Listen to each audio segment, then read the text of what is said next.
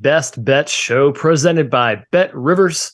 We are the three-man weave. I'm Kai McEwen, here to take you through another excellent day of college basketball. Fellas, I know we got takeaways from yesterday. I got one that you guys might repeat. I see it discussed in the chat already. It involves Iowa State and Texas Tech. But Jim, what did you see yesterday? What are your takeaways?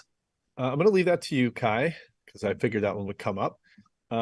Chicago State is competent. How about those boys? Road Warriors covered 3 in a row, won 3 of the last 4, including that win over Aurora. Efficiency is nuts right now. It's a weird environment for betting unders, which is really tough. I am obviously I have an affinity for betting unders, but efficiency is just like up and away. So it's really hard to find nice spots for unders. I've been trying to be careful with that. Last takeaway, Baylor's defense, guys, I've watched it more in detail last night. I don't like how easily they switch everything. And when they have small guards, they end up with a big man on a point guard and a point guard on a center, like constantly. They don't fight through screens at all. It's not a team that should be switching everything. They should be fighting through screens, playing 2 in the ball. Scott Drew knows better than me, Matthew, but that was my takeaway from watching Baylor. My takeaway, I didn't watch this game because, well, I'm in Naples, Kai, and this game was not televised nationally. Oral Roberts, South Dakota, but Oral Roberts is all the way real. And I know South Dakota's not very good. I understand some of these lopsided results are a function of the watered down league in which they play in. I'm ready to have the Oral Roberts, Charleston, FAU discussion. I still think FAU is the best of those 3, but I'm prepared to put ORU in the this team is probably a pretty good bet to go second weekend. I'm just super impressed. They're so dangerous. Balanced. Just real quick question. How do you feel about Liberty in that discussion? Just because of where those... I can't get through with Liberty. I know. See, Liberty was my I don't know why I'm not giving them respect, but I just haven't quite yet. And I think it's the roster doesn't excite me for Liberty, but maybe I need to come around to that as they've completely dominated a really good A-Sun league. That's fair. Yeah, I was just curious. No, if you recall yesterday, I said shooting splits would be everything in that game. 7 for 29, South Dakota, 18 for 37 for Oral Roberts. That's your ball game. 3-point shooting, baby. That's all that matters. My takeaway, yes, let's talk Iowa State really quick. Up 23 points, had a 99% win probability per KenPom at that point. Went to overtime. Texas Tech wins by 3. Every single Iowa State bet lost. It closed at 2.5. Texas Tech bettors thinking they're pretty sharp. They got the wrong side winner there. Caleb Grill being announced in, Pop Isaac's out, and the game closed 2.5 really confused me. I'm actually pretty shocked we didn't see more Iowa State buyback. That's the beauty of gambling, baby. And also credit to Davion Harmon. Guy put his team on his back, refused to lose mentality. He was incredible down the stretch. So they got a superhero performance from him. Good win, Texas Tech. You get on the board in the Big 12. Speaking of the Big 12, that's where we're going to start our show today. Kansas State at Kansas. It's a rematch of one of the best games of the year and one of the best games, Matthew, I have ever seen in person. K-State got up early in that first game against Kansas, kind of controlled it, but man, KU did them a lot of favors. They were 6 for 29 from 3. A lot of those were open. They were 24 for 34 from the free throw line. Not really indicative of their true ability. Who do you like tonight? It's a big spread. KU -8 at BetRivers.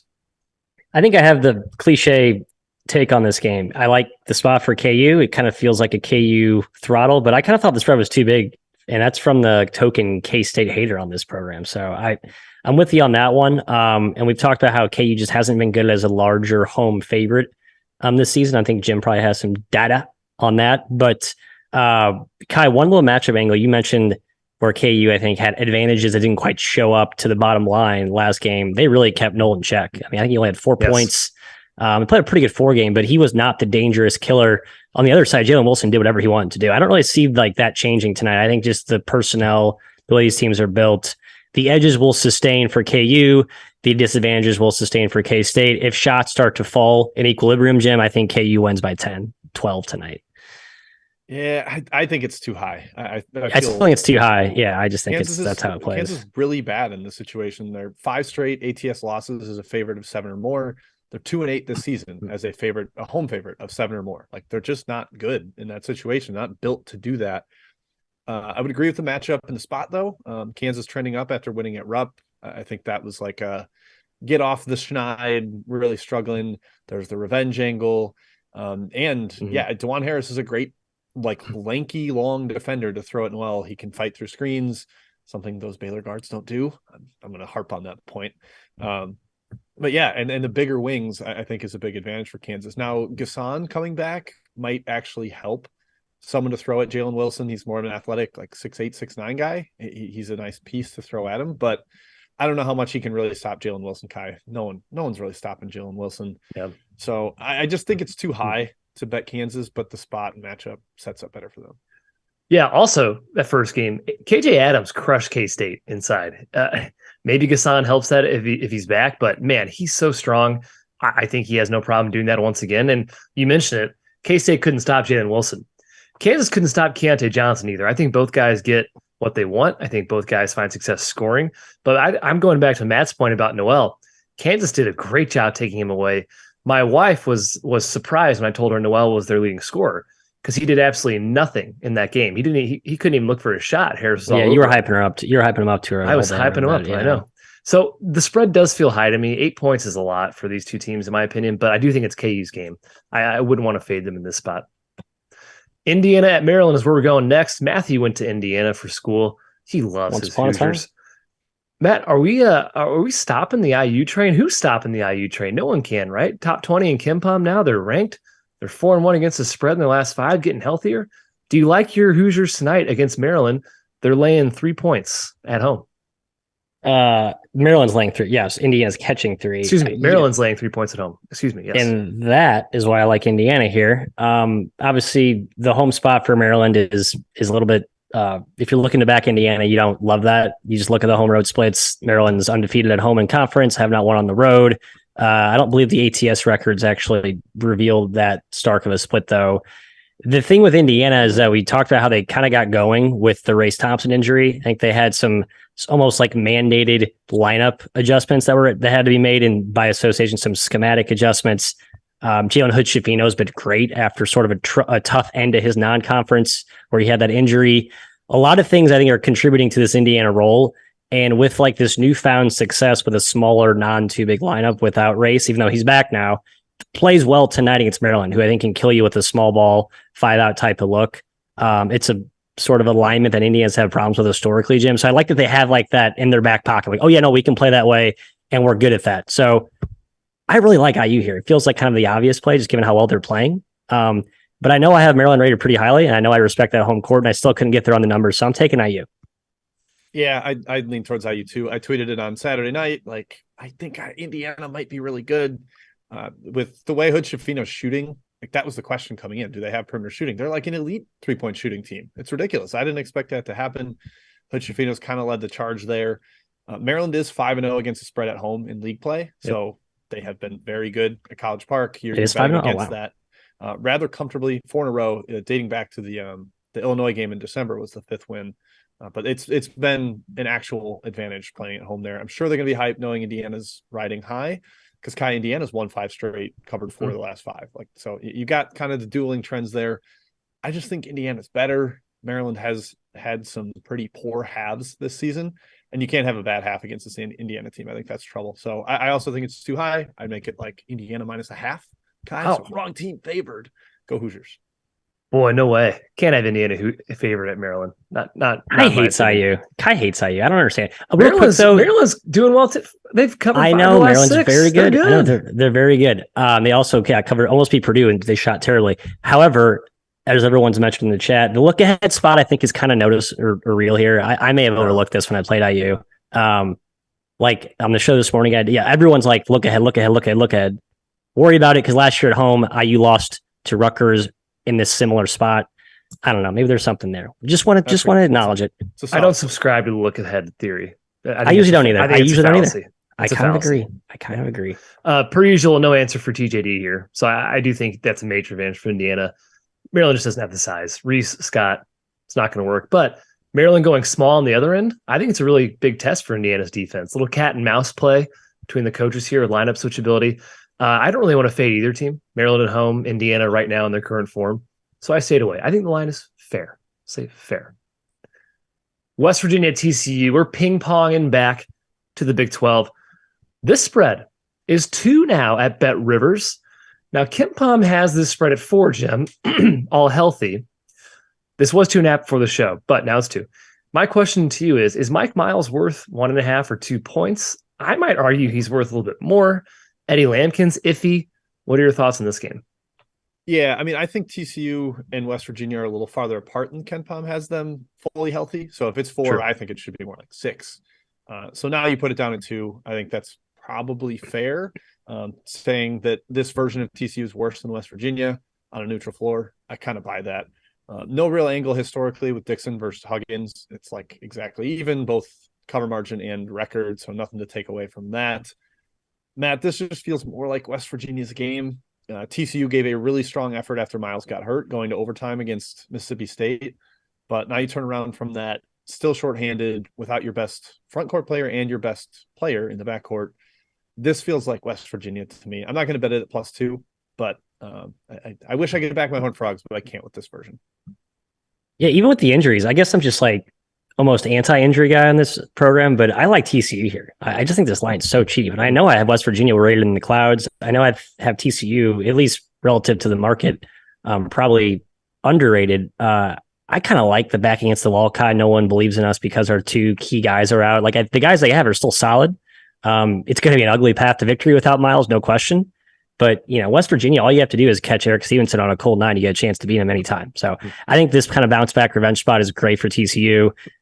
Does it go lower? I think 2's as low as this goes. I think now's the time to hop in if you're buying my counter-punching Horned Frog narrative, Kai. Yeah, I like the Mountaineers here. They're a really good team, and this is a major chance for them to pad the resume a bit. The committee's not going to search through the archives here and see, oh, you beat TCU without Miles. That doesn't count. It's going to be a quad 1 win. It's going to be huge for the resume. They also beat them once already, and you could argue that's an angle to take the other team. I don't quite see it that way. I think they more so have the answers to beat them. They dominated TCU on the glass. 50% offensive rebounding rate in game 1. 50%, and there's no Lampkin most likely in this game. They also forced 19 turnovers. That's going to go up without Mike Miles in the lineup, or at least it's going to be pretty close to it. I think West Virginia gets it done. I kind of think they went out right here. And I do like the under here as well without Mike Miles in the lineup. Yeah, Kyle, you take away Miles and Lampkin too, and TCU's like getting to the line advantage against that fouling. I think that decreases a lot. Mm-hmm. All right, last game on the rundown before Chat Mob Part 1. It's San Diego State and Nevada for a little Mountain West action here. This spread has gone up. Well, it's come back down a little bit. San Diego State -2.5 on the road, Matthew, at Nevada. Starting to separate themselves in the Mountain West, 8-1 in league play, coming off a big win here. You're the Nevada whisperer. What say you? Yeah, I've kind of lost my Nevada premonition. They seem to be kind of back and forth. I can't get a read on them. And this game makes no sense to me from a side perspective, Jim. I'm back and forth on it. Clearly the market is as well based on the movement.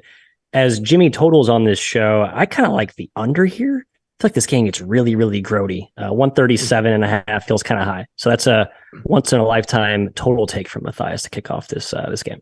Yeah, rather shocking. San Diego State has been playing a lot slower in league play than they did in non-con. Non-con, it was like, oh, transition. They're kind of doing what TCU did, where they speed up and score in up-tempo fashion.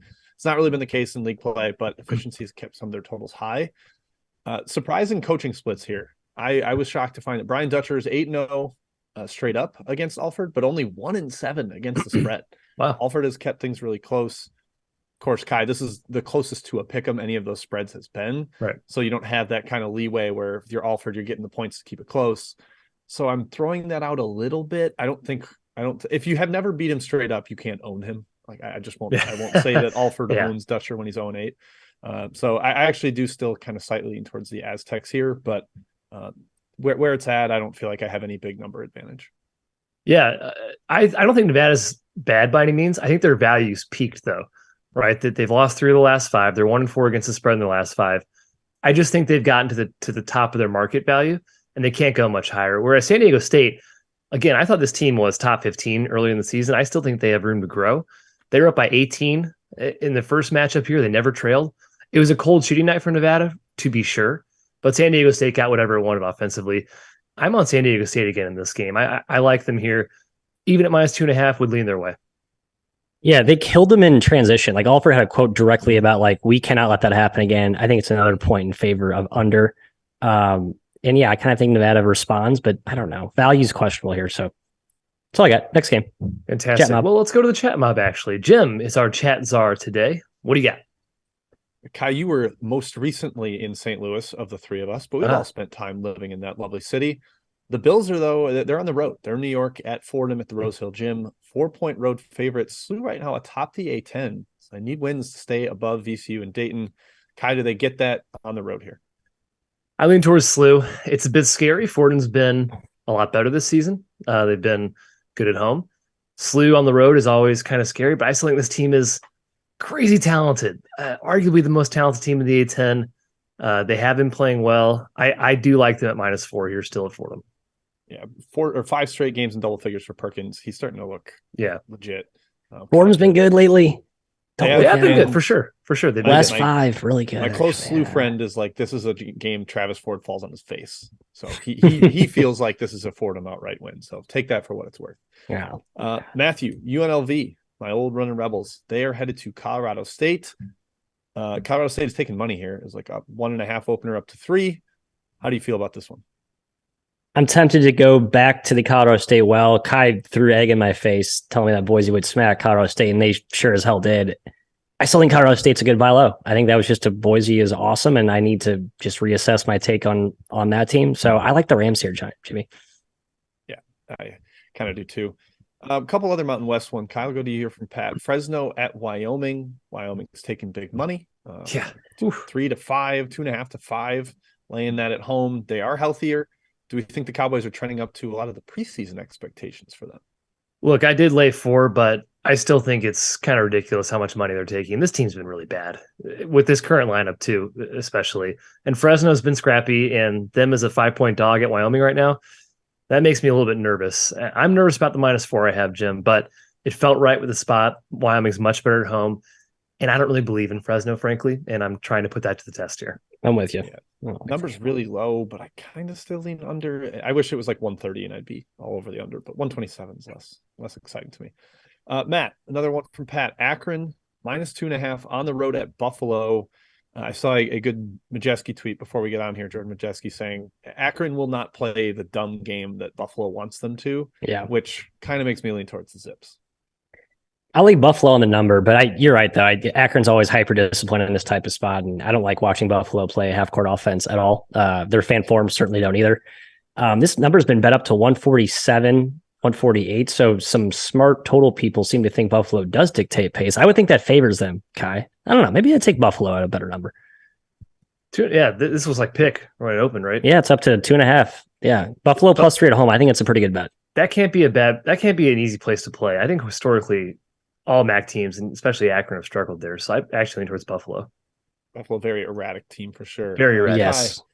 We're trying to figure out what to do with Clemson these days. They are a 4.5-point road favorite at BC.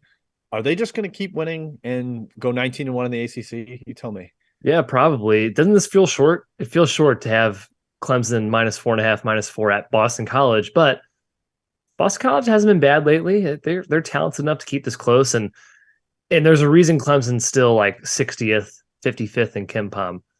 They're not winning these games by much. They're not an elite team. It will come back down to earth eventually. So I think the line's pretty fair here. I stayed away. Yeah, I actually kind of liked BC. I don't think they're that much worse. Like 8 points worse on a neutral. I actually don't feel that way. Question on health there. Clemson's fine, except Brevin Galloway's probably still out from his ball injury. His testicle issue. Yes. It's not great. All right. 2 more, and we'll go back to the outline. Matt, going to you for Ball State at Bowling Green. Again, another MAC question here. It's another Bowling Green is similar to Buffalo, like erratic plays, really ridiculous games, hard to figure out. Ball State, I trust more. They're a 1.5-point road favorite, similar to that game as well. What do you feel on this one? Side or total? Both got asked about. I like a lot of road favorites tonight. Just as a general theme, I like Ball State here. I know Bowling Green's been playing better-ish, and Ball State's not as awesome as they looked, I think, 3 weeks ago.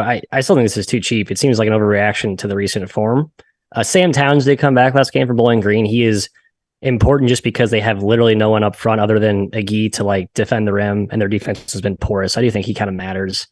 I don't know. I ended up staying away. It just felt wrong to me, Kai, but I still lean Ball State. I think Ball State's a pace taker, and against Bowling Green, like they're willing to run. Like they played some fast games. I do like over. Slow. Yeah. All right, last one. I'm going to field this, Kai, unless you have a super differing opinion. Boise State -8 at Air Force. I love Air Force here. I think that's just too many points. I know Corbin Green's been out, which is an issue, but Air Force is still pretty competent, and they have a very strong home court advantage there. I think it should be like 5. So I'm going to take the +8. Kai, any disagreement? Not really. Okay. I don't like fading Boise, but Air Force at home, not a bad way to do it. All right, I'll let you take back over in the outline. We've got plenty of games still to come in Chat Mob Part 2. Let's do Northwestern at Iowa. Should we be respecting Northwestern a bit more, guys? This team's 6-3 in the Big Ten. They're 5-2 against the spread their last 7. They're safely in the field, Jim, right now. Chris Collins trying to get his Wildcats back to the dance, but Iowa's been really good lately as well. 6-1 against the spread their last 7. We know they're good at home. 10-2 against the spread at home. Besides that whole Eastern Illinois thing that we don't talk about anymore. Jim, who do you like in this game? Iowa laying 7. Yeah, that game didn't happen. I think Northwestern's actually a pretty feisty squad. I agree. I lean to them on the spread here. I know Big 10, Big 12, those home courts, we always talk about them, but I don't know if they've been that strong. Big 12 especially, I looked at it today, not super strong. I think Northwestern can be a very frustrating defensive team to play against. Their guards are big and strong, so they can switch a little bit more effectively than other teams. Baylor, still thinking about that. In Iowa, while they did get a lot of juju back last game offensively with Pat McCaffrey back and they shot the lights out, I still have some questions with their creation and chemistry coming together. Matt, what I really like here is the under. It's my best bet. Under, I'm looking at BetRivers now. I see 150.5, which is up a point from pre-show. I will take that extra point of value. I think Northwestern drags this more into a crawl kind of a game, and hopefully can keep this 70 possessions, I think is where it's projected. If we can get this like 66, I'll feel much better about it. And Iowa may struggle to score against Journalism Matumbo in the paint. That's what I call Matthew Nicholson. I kind of like the under from a schedule spot, Jim. I think, or I know, I can look at the schedule and confirm. Kai, Iowa played on Sunday, so only 1 day turnaround. Northwestern with only a 2-day turnaround. Both played, I think, Thursday and Wednesday week before. Northwestern actually played Monday as well. So yeah, it's kind of that part of the Big Ten schedule where a lot of games, short amount of time. I do think the legs will start to tire. Probably helps your pace from an under perspective. Probably helps Northwestern, right? Correlation there between the under and the dog, especially that's when Northwestern's at their best, is when it gets ugly and mucky. I also don't want to take Northwestern because I feel like this is a spot where Iowa hits 6 of their first 7 threes. I'm like, oh, I took Northwestern at Iowa? Really? No, Matt, but like Matt 2021 would be laughing at that take. So I stayed away, but I think there are some interesting angles for the under and for the Northwestern side. Yeah, their offense, Northwestern's offense has actually been what's carried them in Big Ten play. They can really attack the hoop. They get to the line. They space the floor with those forwards who can stretch it.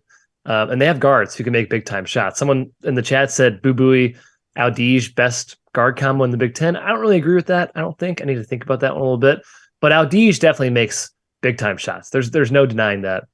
I don't think that works as well though, Jim, against Iowa. The mobile bigs Iowa has, the fact they don't foul, they are a sieve on defense. You can just score on them no matter what, I guess. But maybe not so much, not as big of an advantage as opposed to what it would be against the bigger Big Ten teams. Northwestern's defense, it's regressed a bit. Teams who can make outside shots have success. Iowa, with Pat McCaffrey, can probably do that. Big spread, I'd probably lean Northwestern, if anything, but I'm staying away as well. Yeah, I forgot one little factoid to mention. Fran is 11-4 against the spread against Collins, +3 cover margin. He's kind of owned him in Big Ten play fairly consistently, but this is a better Northwestern team, so we'll see. Best ever? Right. Best ever Northwestern team? Currently, I think it is. Yeah. Per Kim Pom, but I'll always have a soft spot for the Bryant McIntosh team. Love that. I will too. It was a fun team. Virginia Tech at Miami, back in the ACC here. Miami laying 3.5. Matt, Vatek is continuing his climb back up the ladder with Hunter Couture back in. Who do you like in this game? I like Canes at home. I do. It feels like a little bit of a big number to lay just because Vatek with Couture back does feel, in my opinion, like the slightly better team. I guess I'd probably have them as near equals, but I like the spot here for Miami coming back home, 3 straight road games. And they've been really good at home this year. Beat Syracuse, Boston College. They shot the lights out. Virginia. I just like the U here, Jim. The gut just screams like they win this game. It's kind of a weak take for me, but I think Miami first half, Miami full game. I was like, yeah, it feels right to me. Yeah, the angle I liked here is potentially the over. 5 straight between these two have gone over, and that kind of reads well to me, like efficiency based over, where the Miami guards I think can get in the lane against a somewhat smaller, less athletic backcourt for Virginia Tech, and then Virginia Tech's execution against Miami's porous defense. I'm gonna call it porous, Kai. I'm not gonna be too kind to them. I think Virginia Tech can find a way to score pretty consistently as well. Yes. So I would ride with that over train on Miami Vatech. Wow, Matt, your Miami take pains me because my best bet is Virginia Tech plus 3.5 Miami, here. I'm sorry, I know. When Couture went down in the BC game, Vatech was 24th in the country per KenPom. They dropped to 45th without him in the lineup. They're currently 50th. They've covered 3 straight games, 2 straight wins. They're undervalued. They're not the 50th best team in the country. They're probably closer to the 30th or maybe the 25th. In that case, this spread should be lower. Miami's no slouch. I think Omier probably outworks Basili. Maybe Mutz can muscle up with him a little bit. We'll see. And Miami's guards, I still don't trust. They take erratic shots. They do dumb stuff. Vatech's offensive numbers in the ACC, not indicative of their true ability. With Couture back in the lineup, they're much better than those numbers say. I just think it's a value play here, so I'm taking the Hokies at plus 3.5. Best bet. Yeah, Maddox Was there like maybe back? He was out for personal reasons, like a family thing. They don't know for sure, I think. Was there a reason that Padula only played 17 minutes? I think he just played the Camden kid, right? Because he made some shots or something. I thought that was weird. The Camden kid. The Camden kid. kid. 4 fouls, I like saying Camden kid. We're old enough where we can say kid. We're old enough where we can say kid, by the way. I'm leaning all the way into that. They got this kid Camden. He can really shoot it. I'm all the way into I've never liked the kid thing. Never liked I'm sorry. We're old enough now. We can do it. It's cool. They're 18 to 21. They're legal adults. So they can fight in the military. Yeah, we acted like real mature adults at 21. Yeah, you're right. All right.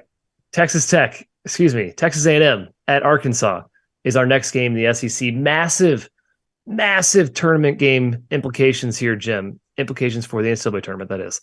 Arkansas's resume buoyed by strong predictive metrics. The resume itself sucks. It's lacking tremendously. They need a win. But A&M, weighed down by those non-con losses, they need to stack wins as well.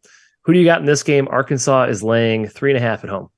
Yeah, Arkansas is like 3-6 against the top 2 quadrants, and they have a loss outside of the top 2 quadrants. Like their resume's bad. It's really not a good team. It's not a good team. Yeah, but they're still going to get like a 7 or 8 seed because for some reason their metrics are pretty solid and they blow out bad teams. Ta-da, whatever. Matt, most shocking coaching splits of the show today. Musselman has been punked by Buzz Williams over and over and over again. He's 0-6 against the spread, not covering by 10 points per game. Like it's not even close. Buzz Williams teams have dominated him. They won big in the SEC tournament last year. It's been a pretty consistent trend. I mean, I know it's only 6 games, but I kind of buy it. You can't beat Texas A&M with effort, defense, and switchability because that's what they do too, and they can almost do it better than this particular version of Arkansas. Spread's a little low, but based on the way the teams are playing, I still like Texas A&M here, Matthew. I do too. The numbers, I don't know, it feels a little bit short, but I like A&M here too. I look at this Arkansas team again. The roster really is just a house of cards with the injuries they've had. It's just a heavy reliance on, your Devo Davises and the Mitchells. I mean, they've been in and out of the lineup too. Graham came back last game. I guess I just don't like the way this lineup looks. Right, it's much less of the blend of old, grizzled, proven vets and young, awesome talent, and it's just kind of a shell of itself. So I'm looking to fade it. I think you ride the A&M wave here, and you trust the splits that Jim mentioned. Yeah, Arkansas is athletic enough to combat A&M on the glass, but they are aggressive. They foul a ton. A&M maybe lives at the line here. Bud Walton Arena, maybe give Arkansas a bit of an edge. I'm going back and forth here. With the refs, they swallow the whistle here for their hogs, Matt. I think the talent's there for Arkansas. I know. I worry about that. Yeah, the talent's there for Arkansas to find success here. They need to rediscover their shooting. It's been a big problem for them. And against A&M, that's bad. You can score from the outside. You can't really score inside against A&M. It's a lot tougher. Current form says A&M is definitely the play here, but I think Arkansas is in a more desperate spot given the SEC standings currently. I'm staying away when those 2 points go head to head.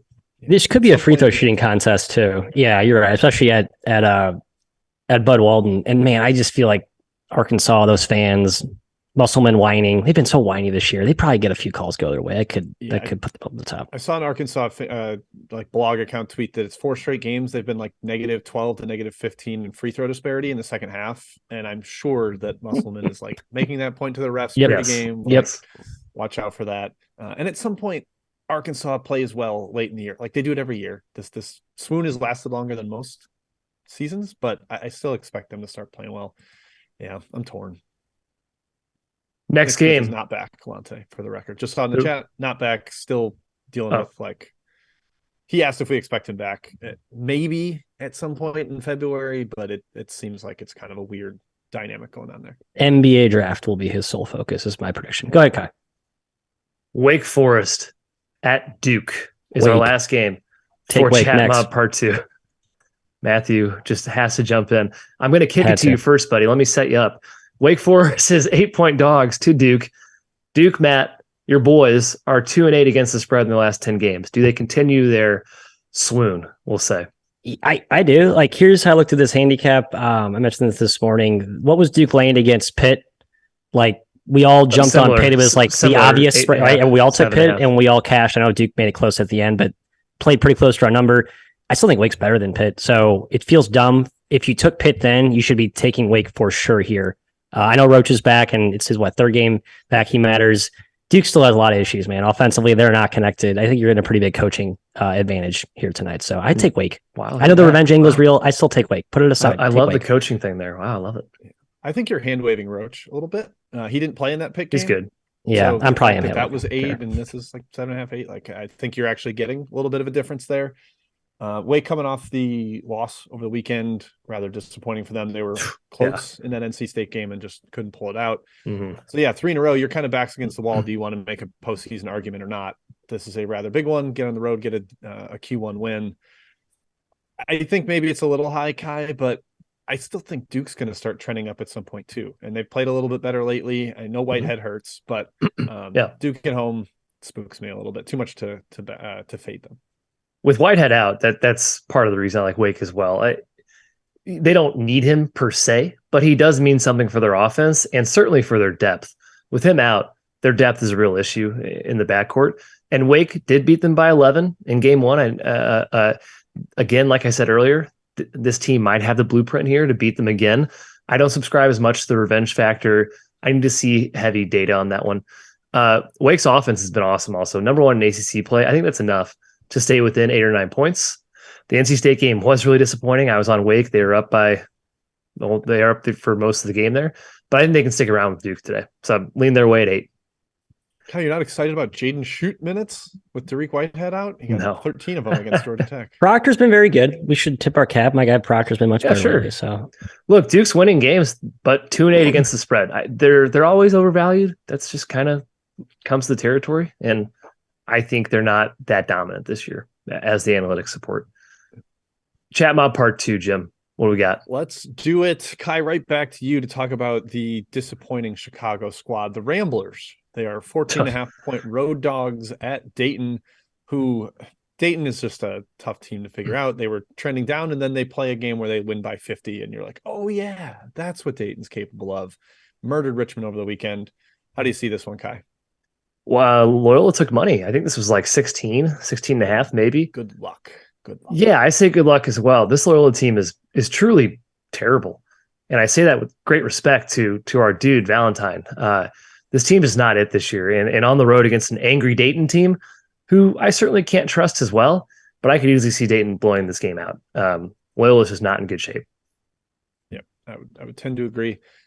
We're going to holster VCU Davidson for Matthew's best bet. So we're going to skip over going straight A10 to A10.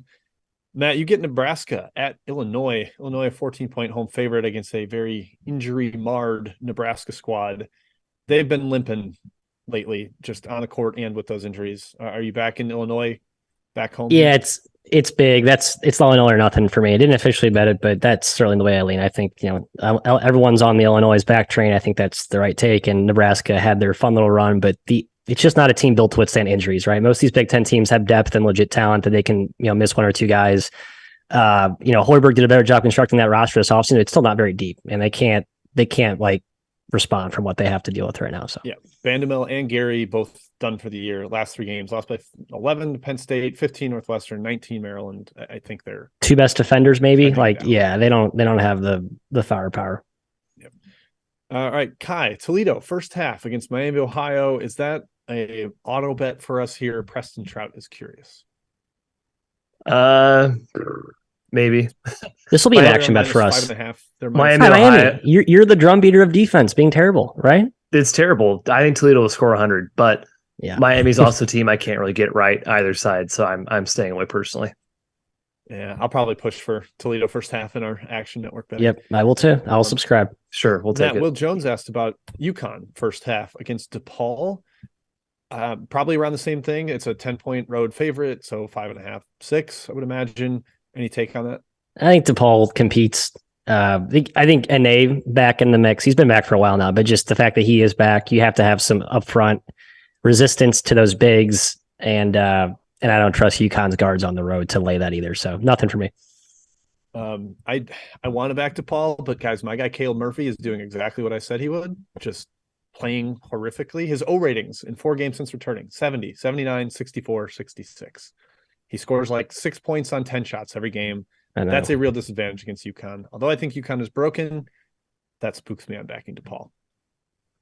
All right, Kai, I think last one. Well, no, we got a couple more flowing in here. But Matt Akers asked about Kentucky -7.5 at Ole Miss. Big Blue Nation looking to get right. Ole Miss has been really, really bad lately. Does Kentucky get back on track after that home loss this weekend? If Matthew Morrell is out, I like. Oh, sorry, I thought you were asking me. That was to Kai. No, with Kai. Wait, who's it to? If Matthew Morrell is out, I like Kentucky. Even if he's in, I might lean Kentucky still. Ole Miss has not been great. Ruffin missed last game too, I believe, for Ole Miss. They're just really struggling for backcourt creators at this point. Matthew, Northern Illinois at Western Michigan. Northern Illinois +4. I think that Northern Illinois is rather overvalued after they beat Kent State when they shot the absolute freaking lights out. And they turned around after that game and got smashed by Ball State. I kind of think they lose again here at Western Michigan and don't cover 4. I lean that way, Jim. I did watch a little bit of that game where they where Coit went off, that stud JUCO guy. Like, NIU's whole handicap is if these JUCO guys pan out, they have a chance to be competitive. And that was like, oh crap, they actually might be legit. So I'm kind of thinking NIU might be decent, but my other Matt puppet here is agreeing with you. I think Western Michigan's really good, or really undervalued, I should say. Yeah, they were missing Trey Maddox. Western Michigan was this weekend against Central Michigan. He does matter. So if he's back out again, then I'd probably pump the brakes a little bit. Keep an eye on that one. We discussed Air Force. We discussed Toledo. I believe that is it. Let's go to best bets. Reiterate, mine was Northwestern, Iowa under 150.5. That is against the steam, so play carefully if you respect the market. I just think Northwestern's defense, while it has been declining, is still really solid, keeps it slow. In Iowa, while they will score efficiently, I just don't think there will be enough possessions to get there. All right, Kai, to you. My best bet is Virginia Tech +3.5. Going with the assumption they are undervalued right now in the current market, riding the Hokies. Matthew. VCU. Short road favorite going down to Davidson. They smacked them the first time. I think they smacked them again off that really troubling home loss to St. Bonaventure.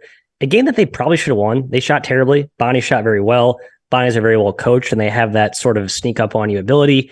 Concerning they lost at home, though, because Bonnies have not been very good away from Olean still. I give them a pass for that. And it's a team that plays really well angry. Like Mike Rhodes gets after his guys at like a really militant level after they lose. All the quotes are like, we're practicing our absolute butts off. I think they come out and just blitz today. Look at Foster Lawyer's stats in the historical matchups with VCU. The pressure just really swallows him up. I think he had like 7 turnovers last game or something. So bad matchup, bad spot. Give me the Rams on the road. -3. Love it. Love it. You might get -4, BetRivers. I don't want to be the bearer. I'll lay up to of 5. I think here. they smack them. I do. -4 it is. All right. Thanks for joining us, guys. Hey, we're back tomorrow at noon Central, 1 p.m. Eastern for another episode. Big slate tomorrow, big-ish, 47-ish games on Wednesday. Thank you to BetRivers and to Field of 68. Please do hit the like button on the way out. We will see you tomorrow. Good luck with your bets.